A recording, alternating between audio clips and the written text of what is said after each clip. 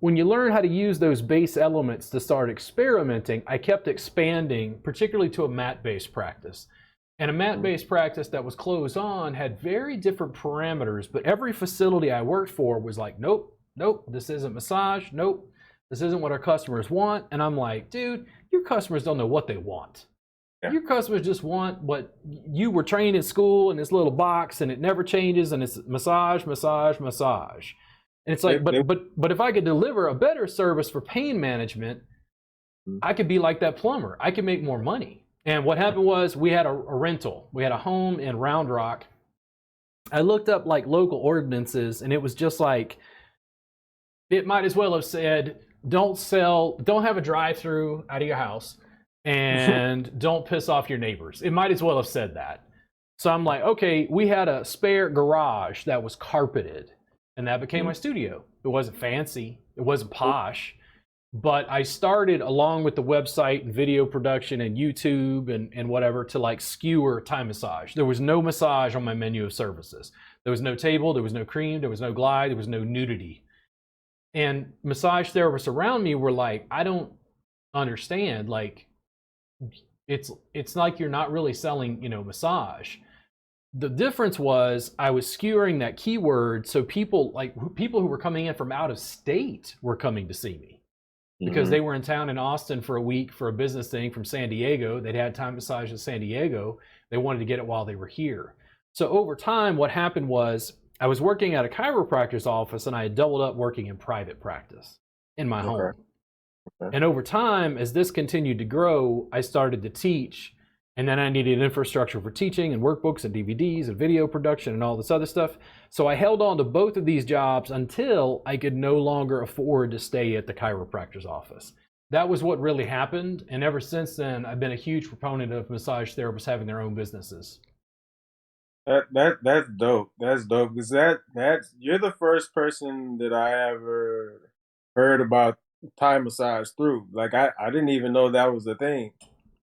Like I didn't even know until I started following you, and then I noticed that you were doing classes for it, and I was like, wow, okay, this is something else. Like with all the stretching and everything like that. Like it is different, but it's something that people definitely need, Yeah, I mean, the thing is, therapists are taught in a certain way in school. I can guarantee you right now, if therapists came in and got a session with me, 90% of them freak out.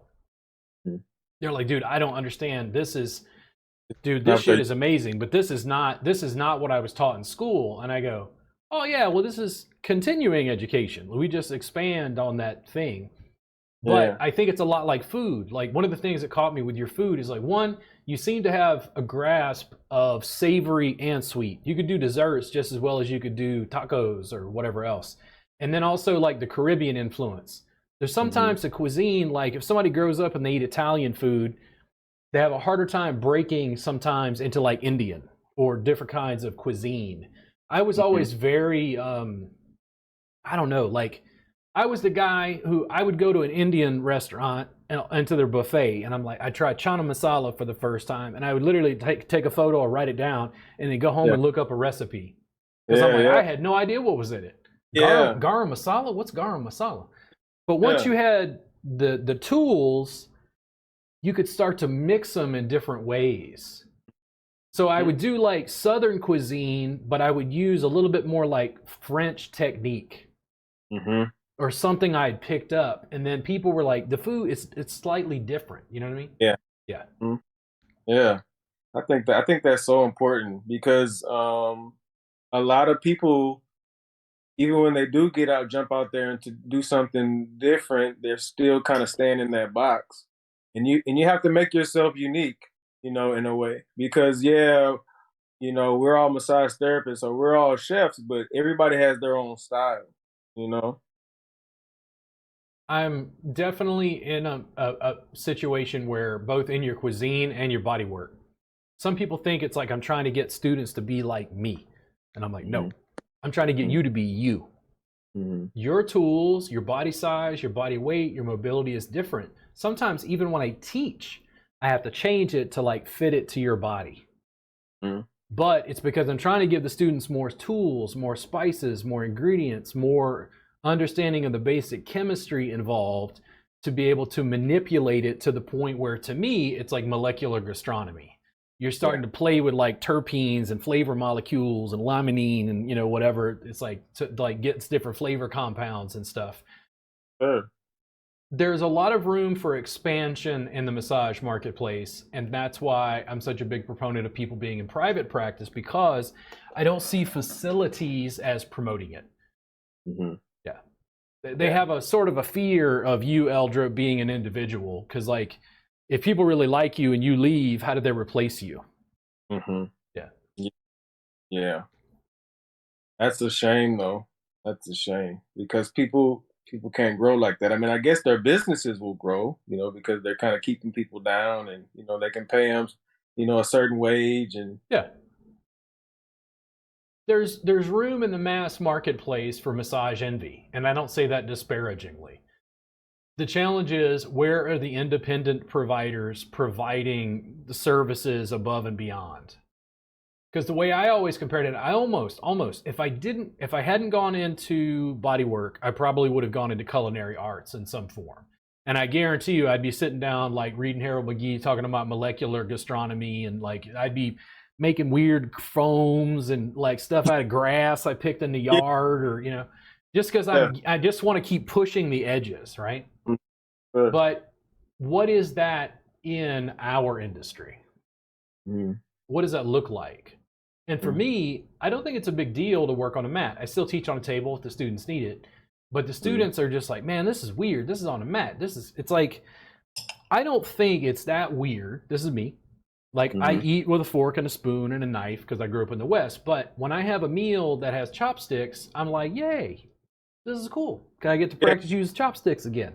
Challenge yourself a little bit. Yeah, it's interesting to me because I draw a lot of, if you have long conversations, a lot of parallels between cuisine and bodywork.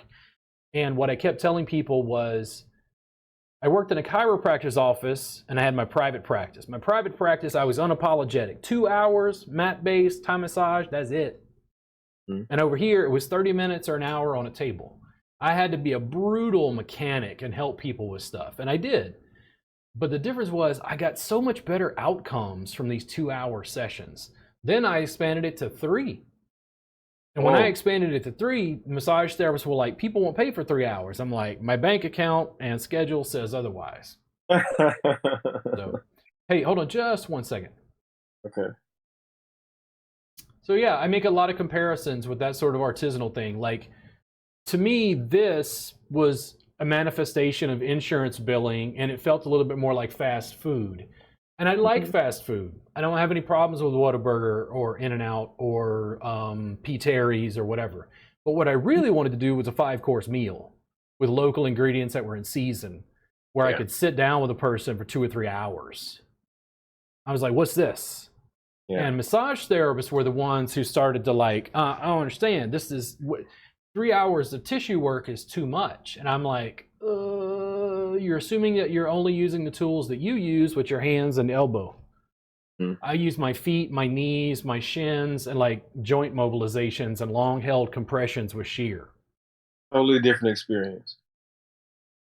But it's like somebody in Central Texas, I can't even imagine, like, I don't know, 30 years ago. What was it like the first time somebody in Central Texas had sushi? Raw fish? Yeah. Like, to us now, it's like, well, yeah, sushi. But if you don't have a categorization, that's a whole different set of like flavor profiles and textures. Yeah. It's something that you almost have to force yourself to jump in there. Otherwise you won't know what it's about, or it will freak you out, or you just be like, I'm not touching that, you know? Yeah. I agree. So were your family and friends supportive of your ambition to be a business owner?